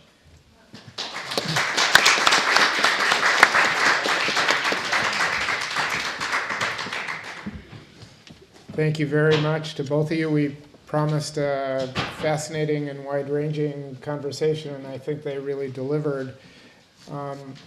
As is our practice, we're now going to have hopefully a robust discussion, and we're going to start with questions from the students in the course that is associated with this colloquium speaker series, which Liz and I facilitate together. So we have students who are designated leads for each of these events, and now's the time for them to pose a couple questions to our speakers. I might have a question or two along the way as well, but we're going to then open up to the whole group, and everyone will have a chance to ask our speakers questions. Thanks. Hello. Thanks. Okay, so my name is Randy. I'm in the RPP working group. I'm a first-year MTS here at Divinity School. First, thanks very much to both of you for coming tonight. Now, the question's for both of you, if either one wants to answer, but it was from a reading that Professor Haque gave us from The Devoted Actor by Scott Atron. So this is a question, I think, that's kind of the low-hanging fruit in its obviousness of what gives religion a bad name. What we see in the newspapers and in the media, and that's ISIS. So you had this, Atron had this line about that ISIS prisoners of war claim that Islam is their life, yet they know little about the Quran or Islamic history. So if that's true, then how can we understand the role religion actually plays in their violent philosophy? Or how do we address the way religion is motivating them if they really don't know much about religion? You should go first. Yeah, sure. Well, I guess I would say the effect you're describing is not specific to ISIS, in the sense that most people who say religion has a deep and important part of their life probably don't come to that conclusion from getting a PhD in religious studies. So there's always this bifurcation between intellectual knowledge and the social and emotional and moral aspects of religion that probably input into that attribution of it being meaningful, first of all. But second of all, if you ask people, there's a Pew study recently, if you ask people about basic knowledge about their religions, they often don't have it at baseline, even when they're really in the religions and committed. And in fact, I think in that study, the agnostics or atheists knew more about the Bible than the religious people. So what it means is that we can't make the attribution from knowledge to practice, and that's kind of something outside of ISIS too, and that kind of suggests a lot of the political and economic and other factors.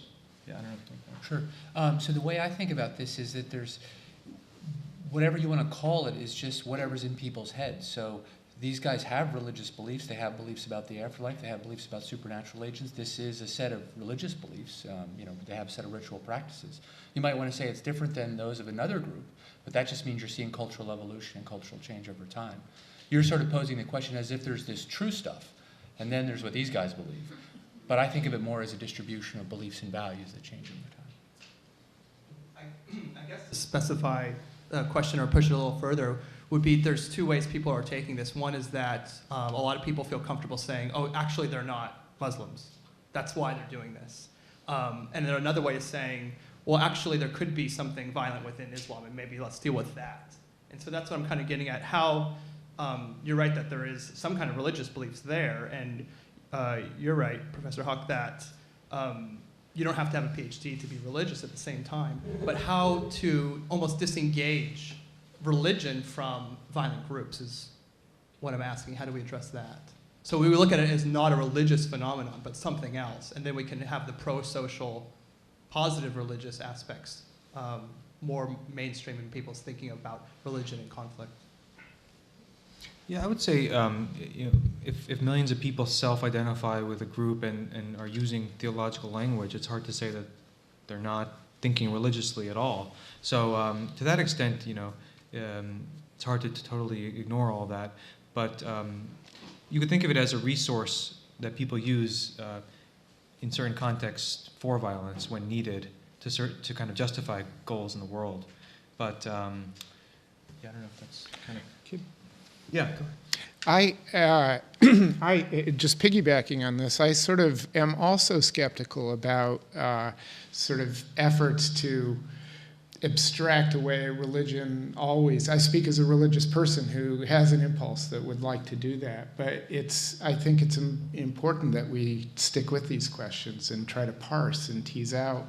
One of the interesting things that's beginning to happen in this work is people are looking at how are people religious, not just religious versus non-religious, but what are the different ways people are religious? How do they practice that? How do they live that? What is the content of their beliefs? And instruments are being developed to parse these things out. And interesting things are beginning to be learned about differences in the way people are religious. So one of the risks, I think, in this work is to have the big label religious and the big label non-religious. There's clearly more work to be done in parsing. How do people live their religions? What is the content of their beliefs? And there's beginning evidence that this seems to matter. Yeah, that was one of the, that actually makes me uncomfortable, this notion of religious pro-sociality, because it all depends on the details. And some religions are violent. Some people have supernatural beliefs or rituals that lead to violence, and we have intergroup competition. So you want to think about the specific details of specific religions, specific religious beliefs, specific practices, specific rituals. And all those things could also exist in a secular guise, just like the secular prime in the study he showed.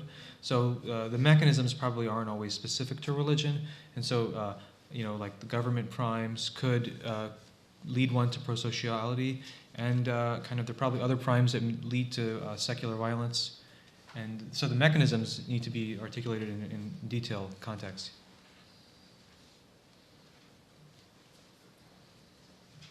Hi, my name is Vicky, and I'm a Master's of Divinity student here. My question is for Dr. Henrich. Why is it that people who have experienced war, especially bombing, are more religious? Yeah, so great question, and that's something we've been writing about. So the main idea that we're working with now is that when you receive a shock, so we think a similar thing might happen with like famines and droughts. You get a spike in religiosity after these things. And it's because in order to survive these shocks, you need to stick tightly to your group norms. And where the debate's at now is whether the shock causes you to be more pro-social or whether the shock causes you to adhere more tightly to group norms. And the way to think about that is if you say your group has prejudice against gays or something like that. If you had a shock, you become both more pro-social and more prejudiced against whatever that group norm is. Where if it's just pro-sociality, it'll increase just the pro-sociality without messing with the sort of non-social or other kinds of social norms. We don't know a good answer to that question. Right now, it's looking like it causes people to adhere more tightly to their norms. So it's a piece of evolved psychology. that humans have acquired in order to survive these kinds of shocks like wars and famines and droughts and things like that? I would say a complementary mechanism would be awareness of mortality that comes from that. So if you ask children about their mortality, it's not really clear when do people start, actively thinking about mortality. We don't often find, even, I don't know how many people work with teenagers or people, in their 20s, but oftentimes people don't confront those things until later on in their lives. So I think that could be it. And also what I think the anthropologist Harvey Whitehouse calls spontaneous exegetical reflection, which is a thing that happens after these kind of traumatic rituals. So the fact that you're spontaneously making an exegesis or hermeneutical interpretation of your own life means you're thinking more existentially. And when you think more existentially, you're going to gravitate to traditions that ask questions of meaning, purpose, value, afterlife. So I think that could be a complementary explanation. Can I just ask a follow-up question on this? I think in many ways, for me, it's sort of the $64 question or whatever. The Professor Haque was talking, you were talking at the end of your remarks about sort of the expanding circle and emphasizing those features of religion that, that sort of expand social circles and extend pro-social behavior beyond groups. The Norris and Engelhardt work on a couple collaborators have shown that in environments of existential insecurity generally, not just wars, I think, they'd say that we find more of a certain kind of religious observance, more, to use a sort of contested word, fundamentalist or strict adherence to religion. So in these environments of existential insecurity, what are your thoughts or further thoughts about in those environments in particular? How do we break the vicious cycle if your research were to support the notion that there's a vicious cycle?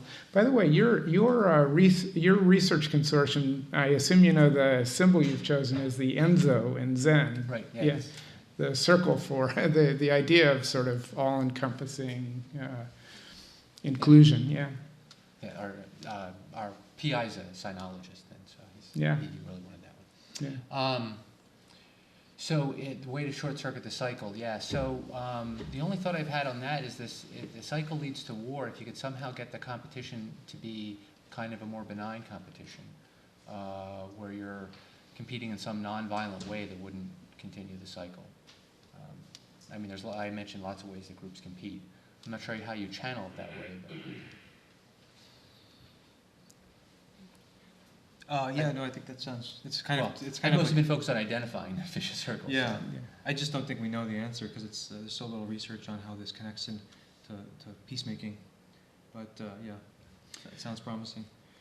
As we've explored this year, there's a lot of interesting work being done at the intersection of religion and peace building and development, and sort of removing those existential insecurity factors is helpful. It's all interrelated. Yeah. Right. Although, the Engelhardt study, one way to interpret that is that as you get the construction of strong secular institutions, you create safety nets that were previously supplied by religion. You actually reduce the functionality of religion and create a secular decline. So in one of the questions that comes up when our paper in which we laid all this out is, well, in the modern world, in parts of Europe, you have declining religion. And the case that Northern Zion and Singaland and I make is that this is because the strong secular institutions have replaced some of the primary functions of traditional religions. And you still get people being spiritual but not religious because it's a different cultural evolutionary process. Julia?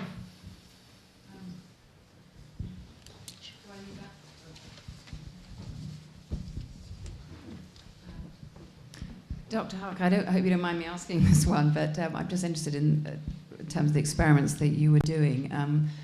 Your view on the 81% of white evangelicals who voted for Trump. Do you think they were voting from their self perspective or from a God perspective? No. Yeah. Didn't expect this. I'm thinking of a punchline, but I'll hold it. or another perspective, indeed.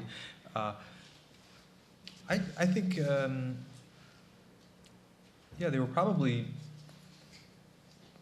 there's other evidence that when people think about God, they also, that contravenes this work, that they project their views about what God is like. Just like when you have a pet or have a baby, oftentimes if you ask people, what's Fido's favorite sports team, or their, what's little Johnny's favorite God, they're always going to be what's in your mind. In the same way, that would go against the work that shows that thinking from God's perspective makes you more open to outsiders. In this other line of research by Nick Epley, thinking from God's perspective is just another version of being biased. So I'm not sure which way it goes with the evangelicals in terms of Trump, but the evangelicals tend to be more prejudiced outsiders compared to mainline Christians, and so to the extent that Trump is kind of stirring up xenophobia, it would suggest they would want to go with it. I mean, they do seem potentially the perfect example for using the God perspective and saying, actually, what would God think? Yeah, It's that kind of situation. Absolutely. Penarzik has done work on reminders of compassionate values within one's religion among very conservative Muslims in Iran and very conservative Christians in the U.S., and found that they became much more tolerant of the other when reminded of the compassionate values in their own tradition. Phil, yes. I'm Sarah. I'm in the School of Education. I really like that slide about differences being accepted into religion, like within the Jewish tradition. And part of that actually resonated also with my understanding of a lot of the jurisdiction within Islamic tradition as well. And this is kind of related to the question on ISIS.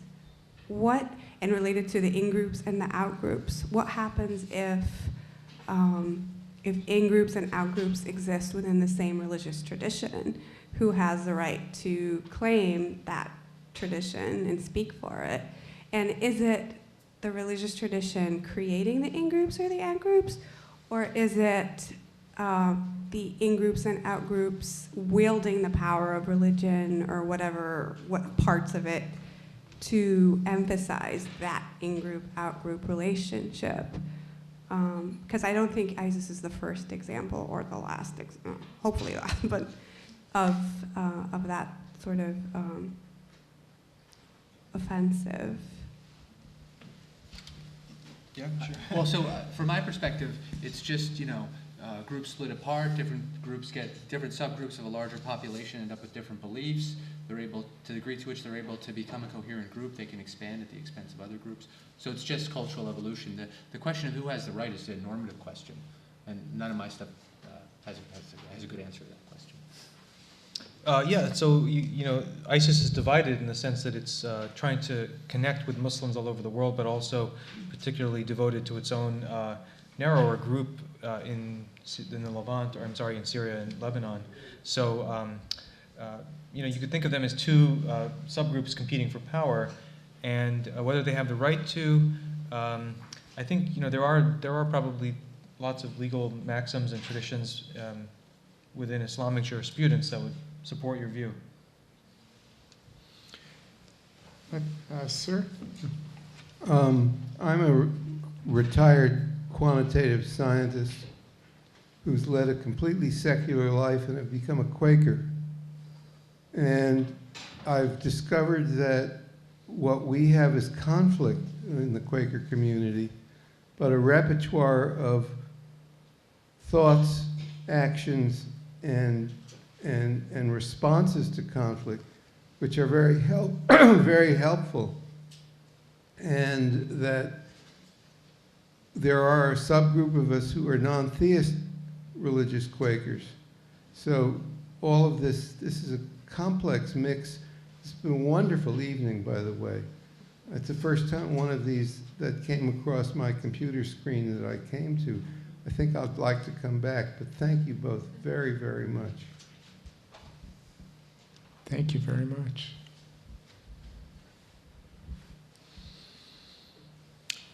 let's go over here and then here. Up in the back.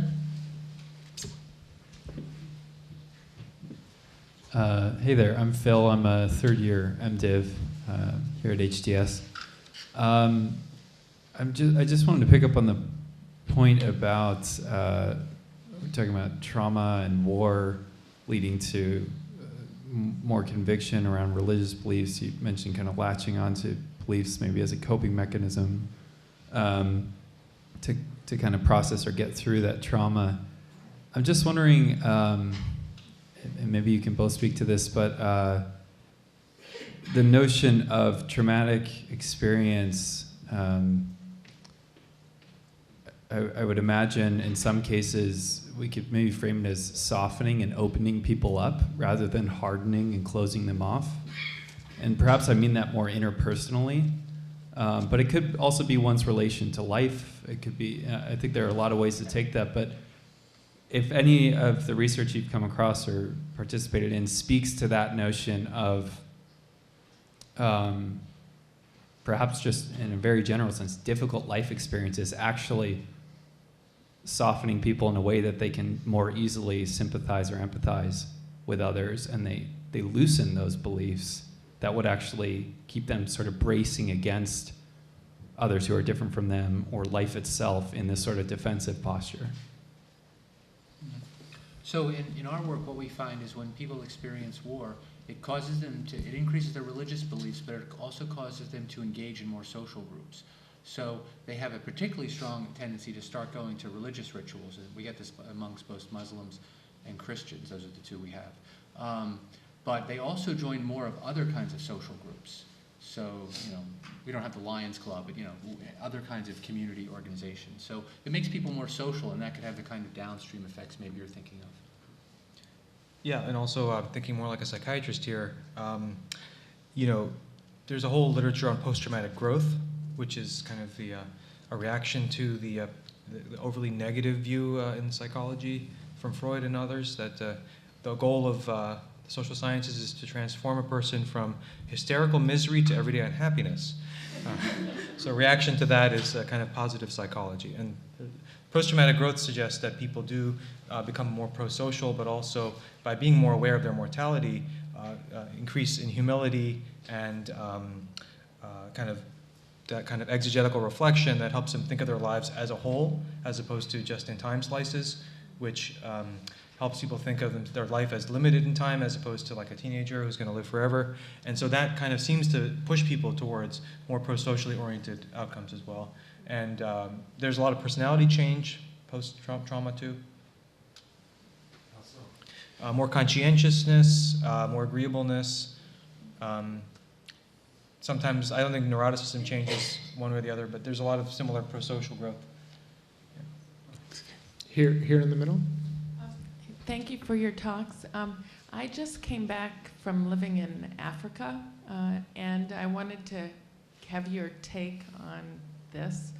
And it's traditional healers and witchcraft, and how, for example, I'll give you an example. My friend Bonnie has a housemaid whose daughter was sacrificed because the traditional healer said that her baby that was growing inside of her would be born with some sort of malformation unless her daughter was sacrificed.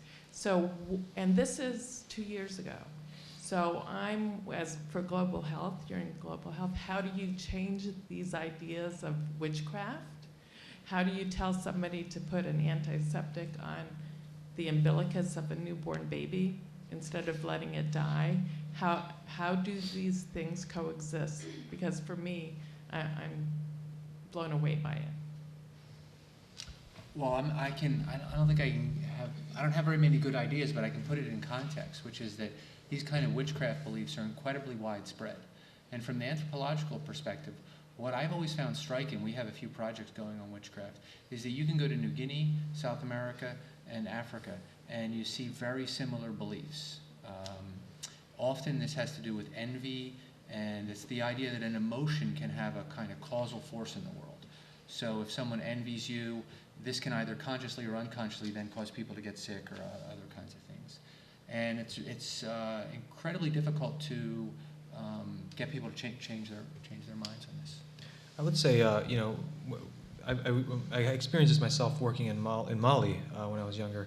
But one way that the community health workers who are from NGOs that are more trained in Western biomedicine, what they do suggest is try to incorporate the belief that the person has in light of what you think is going to be most efficacious.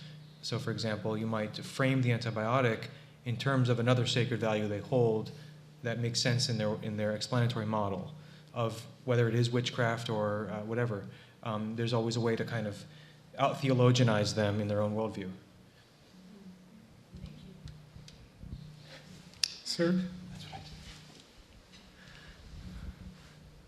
What I hear people asking you or trying to ask is about the misuse of religion, trying to ask the right question about it. And trying to dovetail on my friend over here. What I want to ask you about is the role of certainty in religion. I'm a Christian preacher, and I know that certainty can be extremely helpful to human beings in many circumstances. And ambiguity, which may strike me as more honest, more truthful, is often not helpful to people. And I see this replicated in small and large ways in religion all over the place. And I wonder if you have a helpful rejoinder to what I'm thinking about. Well, in your description, it reminded me of a famous priming study in which they reminded people of death. And the people who were most shaken up by the reminder of death were not the atheists and not the religious people, but the people who weren't sure.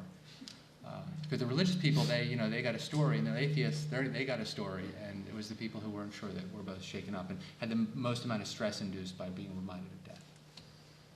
Yeah, and so uncertainty resolution. So there's the philosophical question of what kinds of certainty are available to us as humans, whether it's scientific or other philosophical knowledge, logical knowledge.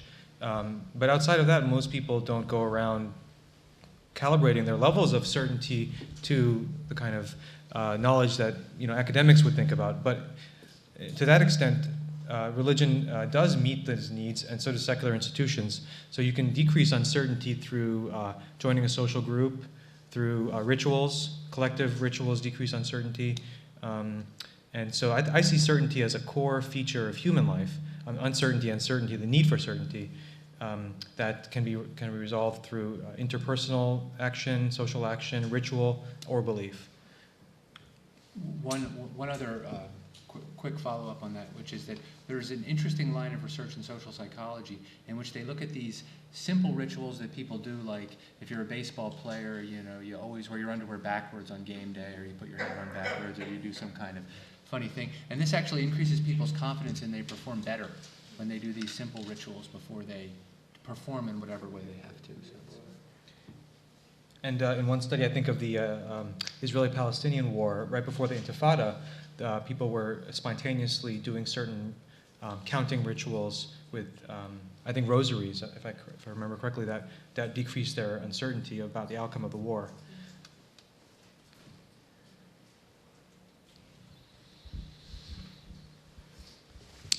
Over here. Good evening. My name is Andrew Kopach. Thank you for your time. I want to speak to the speeding bus barreling down on children. It's not directed so much at the panel, but us all. Present another scenario. And I'm going to place myself on the bridge with the large man. And it's a quick decision, but I think there's time to discuss it with the large man. Hey, I'm about to make a decision. Either walk away from the bridge and go about my day, or to throw you off and save the 5 children. That's one scenario. The other is, how are we, because now we make a larger distraction for the driver, how are we going to throw ourselves together off the bridge and stop that bus and save those 5 children. Or not even think about the large man because there is no time and throw myself off the bridge and 5 children are saved. So I don't want an answer. I just want us to think about it because that's who I am. I would have thrown myself off the bridge. And let's hope I never have to. But so many of us are in our devices and wouldn't even notice the children or the man or the bus. So please consider that there are more scenarios than those 2 presented. Thank you. Can I just say that's so interesting? I mean, the trolley hypothetical is replicated. It's famous in social science, and there are many permutations on that scenario that change facts and factors in it. But I've actually never seen that example. Have you? Right. I know I don't know. I forget the results, but they have versions of it where you push the guy, you yourself, there is no guy, and you decide to jump, and other permutations. I don't remember the outcomes though. Yeah, it's called altruistic parochialism, right? Is that? I don't know. Yeah. Choice. Yeah. Choice. More questions? Sure. Yeah.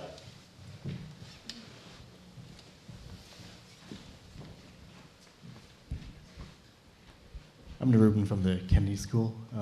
Just 2 questions. One of them is, in terms of religious pro-sociality, what do you think might be the evidence for inclusive fitness consequences, if any, for those? And then secondly, I mean, you've given Dr. Haque some really good actionable advice in terms of how do we evoke out-group cooperation with each other. I'm just wondering what you both might think in terms of what are the implications of this research for the design and delivery of, for example, interfaith peace-building programs. Can we make this more actionable from a foreign policy and programmatic perspective? Can we integrate these findings into how we deliver activities across differing faiths or differing cultures? I'll go inclusive fitness first with the inclusive fitness one. So the idea that I developed in The Secret of Our Success and that kind of underlies all this is that natural selection is shaping the cultural learning machinery, the stuff in our heads that allows us to acquire all this information, and that's so valuable and so useful that we need to acquire all this stuff, that there's going to be a certain amount of stuff that's not that can be maladaptive, and there's tons of maladaptive stuff we learn all the time.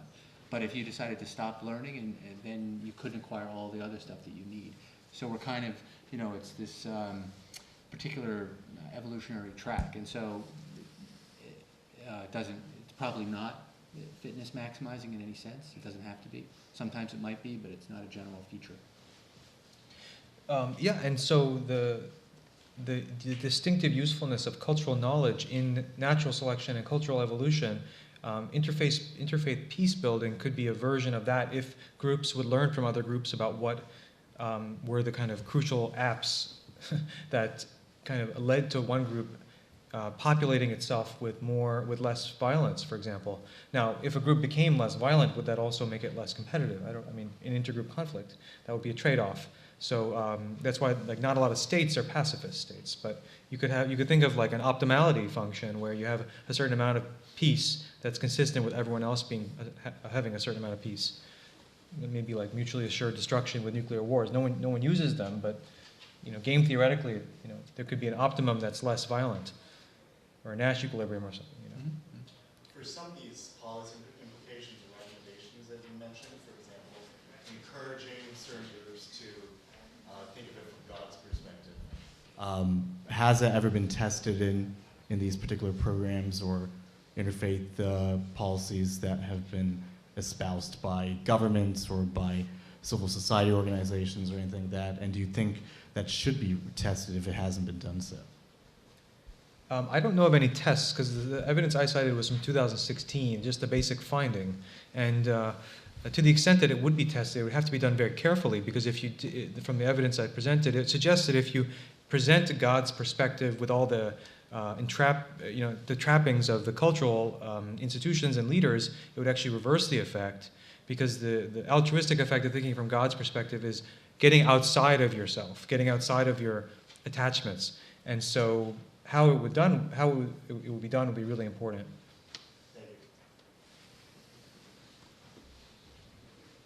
So some other hands up.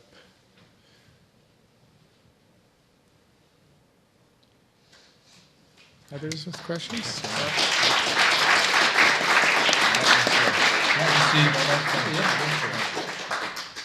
So I just want to thank our speakers again, and I want to say your work is really consequential.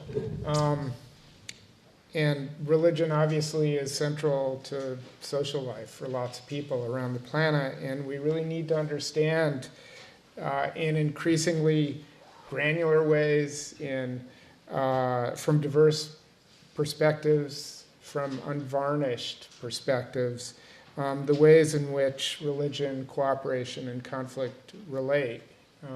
One of the questions we always get in the RPP initiative and what it's all about really is what are the ways in which religious people and religious communities can contribute to promotion of human flourishing and cooperation. And our premise is that we do and always have, and yet we see these many pressing entanglements of religion with conflict and whatnot around the globe, and we get many questions like we've had today. So what does one do about that? And I think this research is really useful and really potentially helpful in creating pragmatic answers to those sorts of questions. So thank you.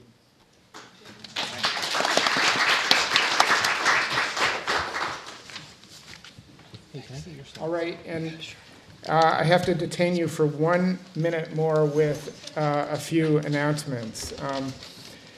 Please join us for our next RPP colloquium on March 23rd, which will focus on Islam, tradition, and resources for nonviolent conflict transformation. We'll be sending out details soon, so if you haven't joined our RPP mailing list yet, please do go on our website and sign up so you can receive an announcement about this and other announcements. As always, if you hear about events on religions and the practice of peace at Harvard or in the local area, please forward RPP the links to the online info so that we can post it on our website in our upcoming events page, publicize these as well. After this, please join us in the lobby of Andover Hall here for a reception with tea and refreshments. It's a great opportunity to continue the conversation. And many thanks for being here, and have a good night.